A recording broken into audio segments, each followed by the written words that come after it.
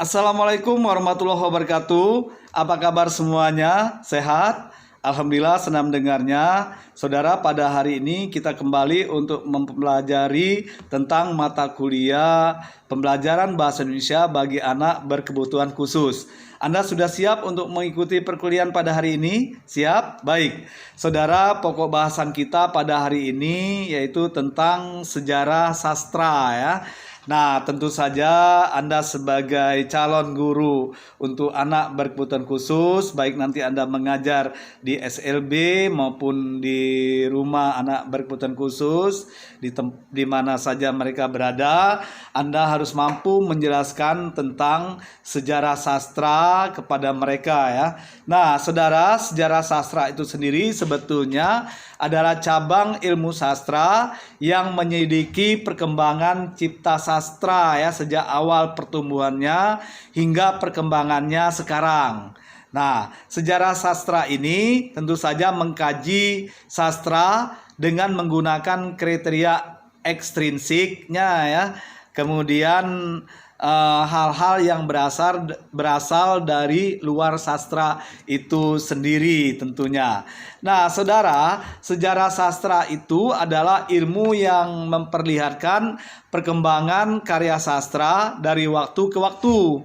Oleh sebab itu, saudara, Anda harus mengetahui bahwa sejarah sastra ini sebetulnya bagian dari ilmu sastra, yaitu ilmu yang mempelajari tentang sastra ya, ilmu sastra dengan berbagai permasalahannya. Nah, di dalamnya itu tercakup ada teori sastra, ada sejarah sastra, dan ada kritik sastra. Nah, itulah ilmu sastra ya. Sastra itu sendiri maksudnya. Nah, saudara, di mana ketiga hal tersebut sebetulnya saling berkaitan, baik itu teori sastra, sejarah sastra, dan juga kritik sastra. Jadi Anda harus menguasai ilmu sastra tersebut. Nah, adapun perbedaan karya sastra lama dan karya sastra baru ini menjadi kajian bagi kita ya, agar anak berkebutuhan khusus nanti mereka tahu, oh ini karya sastra lama dan oh ini karya sastra baru. Nah, oleh sebab itu saudara, Anda pun harus menguasainya. Perlu Anda ketahui bahwa karya sastra lama itu adalah karya sastra yang ditulis oleh sastrawan pada zaman kerajaan ya, ataupun masa di mana belum adanya pergerakan nasional. Nah, kemudian karya sastra baru, saudara, itu adalah yang sama saja dengan karya sastra modern ya. Itu adalah karya-karya sastra yang hidup dan berkembang di kehidupan masyarakat modern. Nah, sastra modern ini sebetulnya lahir setelah munculnya pergerakan nasional ataupun tidak berada pada zaman dahulu ya, ataupun zaman kerajaan. Nah, kemudian karya sastra baru itu biasanya telah dipengaruhi oleh karya sastra asing juga ya, sehingga sudah tidak asli lagi. Nah, kemudian saudara, ciri-ciri karya sastra lama itu sebetulnya ceritanya berpusat pada kehidupan istana. Jadi istana sentris.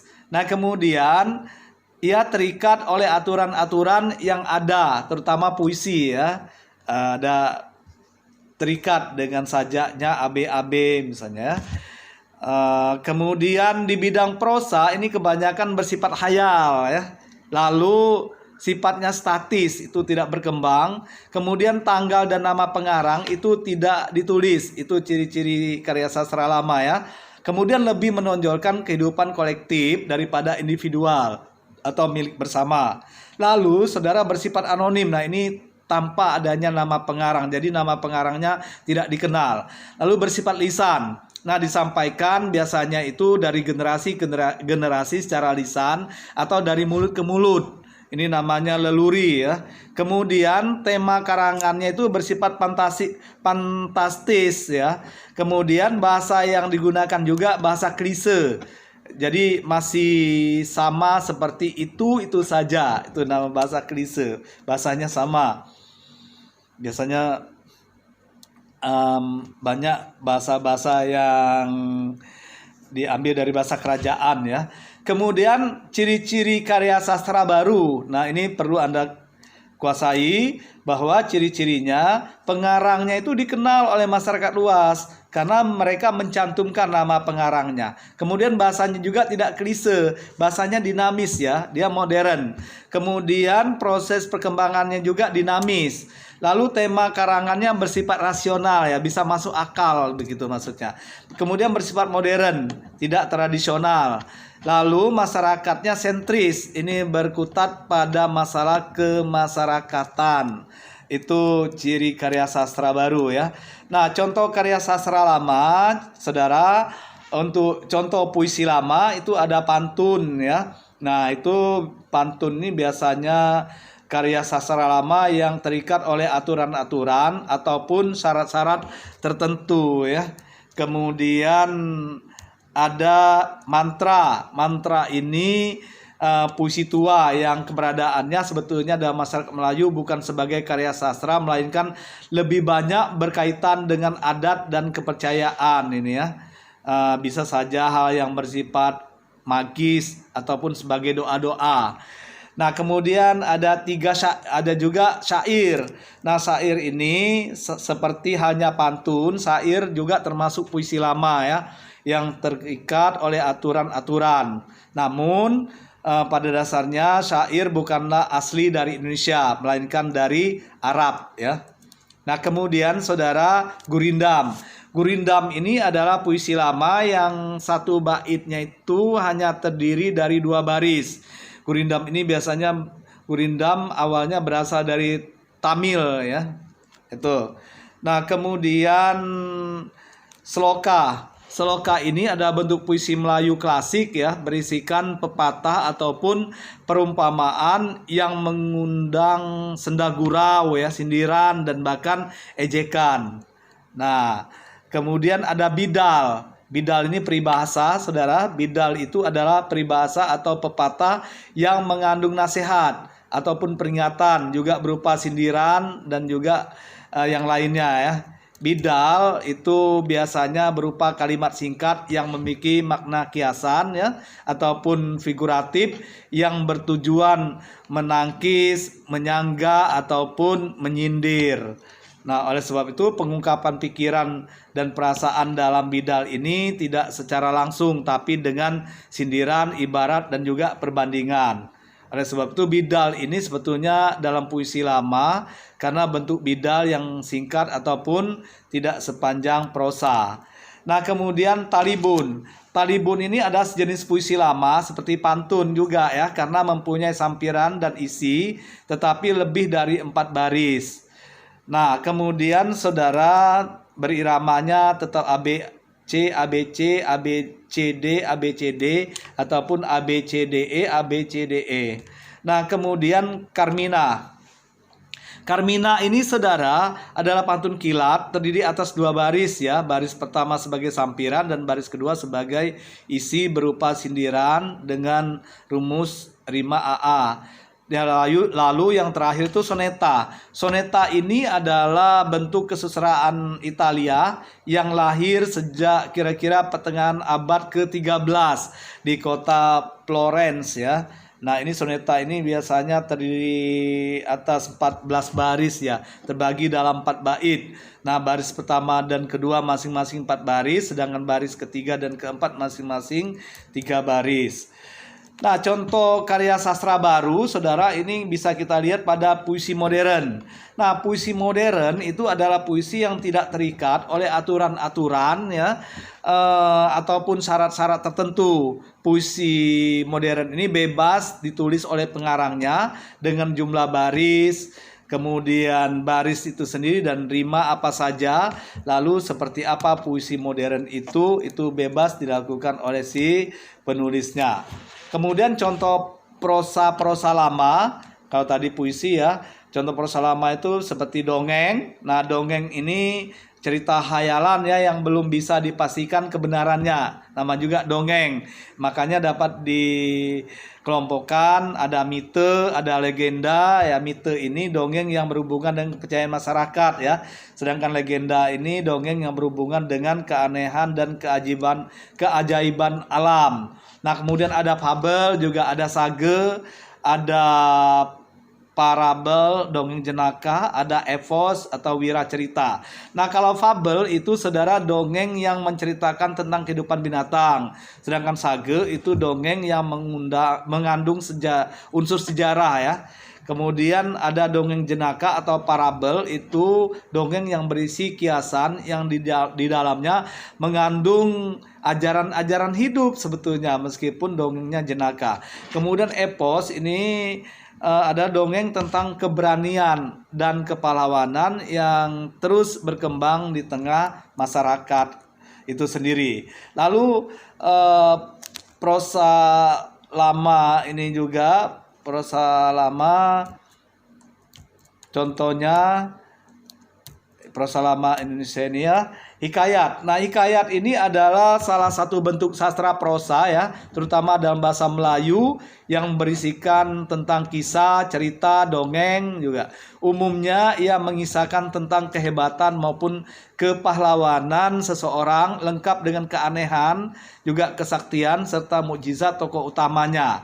Oleh sebab itu, sebuah hikayat dibacakan sebagai hiburan, pelipur lara, ataupun untuk membangkitkan semangat juang. Nah, itu hikayat. Kemudian ada cerita berbingkai. Cerita berbingkai ini saudara, cerita yang di dalamnya terdapat pula cerita yang diceritakan para pelakunya. Jadi dalam cerita itu masih ada cerita lagi maksudnya. Jadi ceritanya berbingkai. Dalam cerita ada cerita. Kemudian tambo atau sejarah ini adalah cerita pada zaman dahulu yang isinya tidak 100% benar. Jadi ada hal-hal yang imajinatif begitu. Kemudian cerita pelipur lara. Nah, ini ada cerita yang mengungkapkan tentang kebodohan sebetulnya seseorang yang disajikan secara humor. Nah, ini sebetulnya untuk menggugah semangat hidup si pendengarnya ya. Karena ini biasanya disampaikan dalam lisan ya, atau ya kalau ditulis ya untuk menghibur si pembacanya. Saudara, contoh prosa baru itu yang pertama itu cerpen. Cerpen itu cerita pendek. Ini adalah cerita yang memang bentuknya pendek ya. Ciri-ciri cerpen itu dia mempunyai alur sederhana, tokohnya juga beberapa orang saja, latarnya hanya sesaat ya, lingkupnya terbatas, dan temanya juga lebih sederhana. Bahkan ada yang menambahkan panjang kata-katanya. Ini karena singkatnya ya, cerita-cerita pendek yang sukses mengandalkan teknik-teknik sastra seperti tokoh, plot, tema ya, bahasa secara lebih luas dibandingkan dengan fiksi yang lebih panjang tentunya. Nah, cerita pendek ini berasal dari anekdot, sebuah situasi yang digambarkan singkat yang dengan cepat sebetulnya tiba pada tujuannya. Nah, saudara, Novel ini adalah cerita yang mengisahkan sisi utuh kehidupan tokoh-tokohnya ya. Ini novel ini bisa memiliki ciri-ciri umum, antara lain mempunyai alur yang lebih rumit dan panjang. Tokohnya juga lebih banyak dan terbagi dalam berbagai karakter. Nah, latar waktunya lama dan juga lingkupnya luas serta temanya lebih rumit dan kompleks. Nah, penulis novel ini biasanya disebut dengan novelis. Novel itu lebih panjang, setidaknya 40.000 kata ya, dan lebih kompleks daripada cerpen, dan tidak dibatasi keterbatasan struktural dan metrikal sandiwaranya ataupun sajaknya.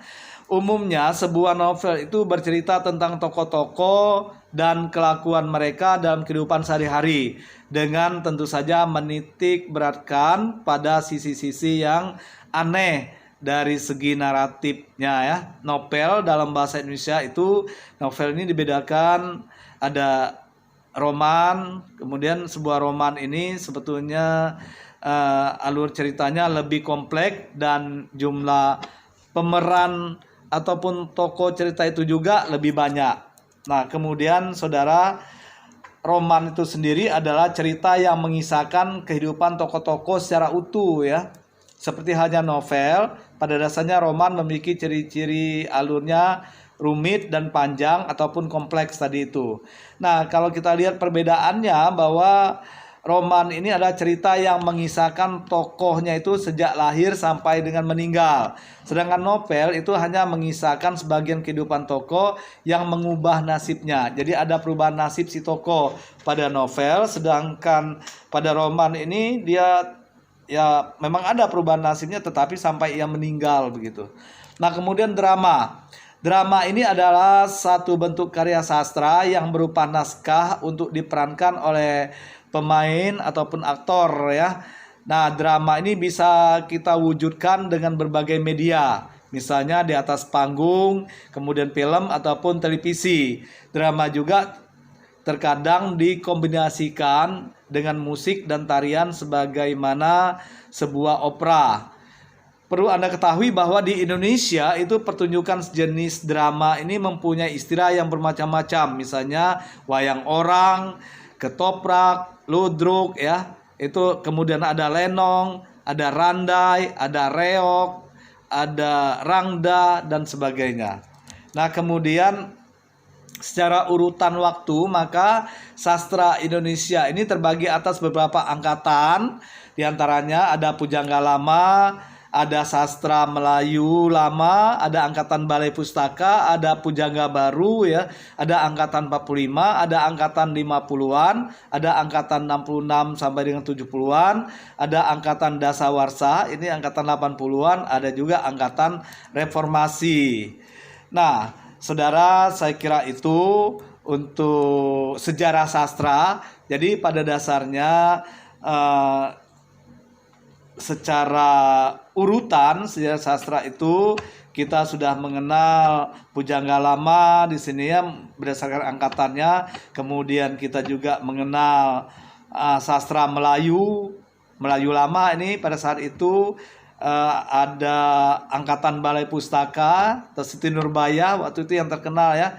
Kemudian Angkatan Pujangga Baru, Angkatan 45, Angkatan 50, Angkatan 66, Angkatan Dasawarsa 80-an ini ya, Angkatan Reformasi di atas 80-an. Nah, kalau kita sekarang angkatan ya 2000 ini, Angkatan Teknologi Informasi ya. Ya. Baik saudara, itu yang bisa saya sampaikan pada perkuliahan hari ini. Saya minta Anda membuat sebuah rangkumannya, lalu Anda kirim hasilnya ke email saya yaitu dalman.bangka@gmail.com. Silakan saja untuk menambah referensi Anda. Anda bisa membaca bukunya ya, yang berhubungan dengan sejarah sastra. Juga bisa Anda cari bahan lain di internet ya, untuk menambah wawasan Anda, referensi Anda tentang sejarah sastra. Demikian saudara, terima kasih atas perhatian Anda. Sampai jumpa pada perkuliahan berikutnya. Saya Eri. Wassalamualaikum warahmatullahi wabarakatuh.